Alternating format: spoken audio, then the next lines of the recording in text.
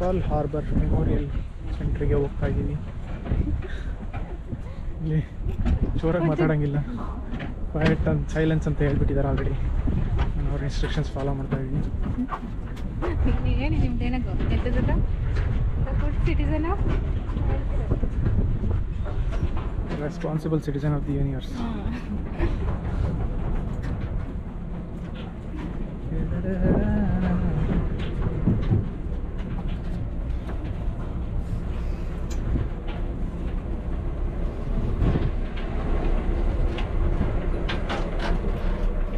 ಬಿಸ್ತಿದೆ, ಮುಂದೆ ಹೋಗ್ಬೇಕು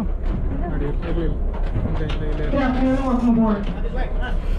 Once you have found your seats, please remain seated. There'll be no walking, standing, or switching seats while this boat is in motion.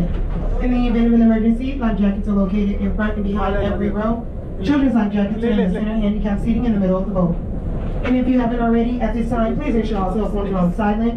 Refrain from taking any phone calls, access some social media out of respect of the USS Arizona Memorial.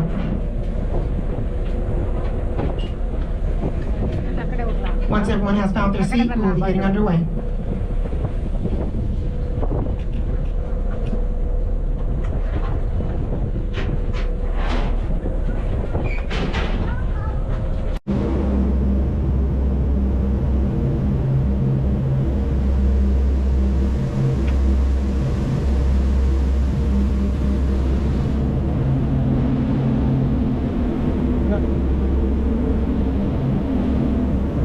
ನೋಡಿ friends, ನಾವೀಗ pearl harbour memorial ಹೋಗ್ತಾ ಇದ್ದೀವಿ. USS Arizona memorial. ಕೆಳಗಡೆ ಮುಳುಗಿರೋ boat ಮೇಲೆ ಕಟ್ಟಿದ್ದಾರೆ. ಅಲ್ಲ, boat ಅಲ್ಲ, ಸಾರಿ, warship. ಅಲ್ಲಿ ಬಿಸ್ಲಿಗೆ ಹಂಗೆ ಹೊಡೆಯುತ್ತೆ ಅಷ್ಟೇ. ಅಲ್ಲಿ ನಾವು ಇರೋ ಬೇರೆ ಇಲ್ಲ ಹಂಗೆ.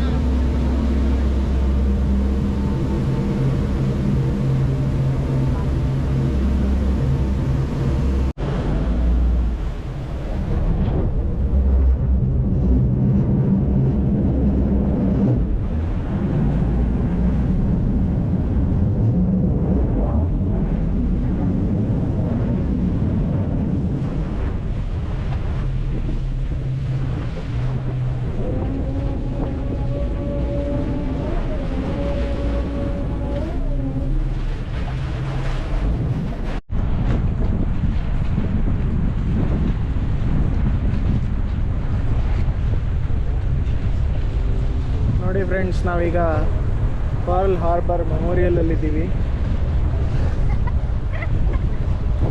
ನಿಮಗೆ ಕಾಣ್ತಾ ಇರ್ಬೋದು ಇಲ್ಲಿ ಕೆಳಗಡೆ ಮುಳುಗಿರೋದೆಲ್ಲ USS ಅರಿಜೋನಾ ವಾರ್ಶಿಪ್ ಅಂತ. 1941 ವಾರ್ ಆದಾಗ ಜಪಾನೀಸ್ ಜೊತೆ ಅವರು ಮುಳುಗಿದ್ದು ಹಂಗೆ ಮ್ಯೂಸಿಯಂ ಮಾಡಿ ಬಿಟ್ಟಿದ್ದಾರೆ. ಏನೋ ರಿಪೇರ್ ಮಾಡೋಕ್ಕಾಗಲ್ಲ. ಸಾವಿರಾರು ಜನ ಅಮೇರಿಕನ್ ಆರ್ಮಿಯವರು ತೆಗಿಯೋಕೆ ಹೋಗಿಲ್ಲ, ಅಲ್ಲೇ ಬಿಟ್ಟಿದ್ದಾರೆ. ಹಾಗಾಗಿ ಇದು ಒಂದು ಗಾಳಿ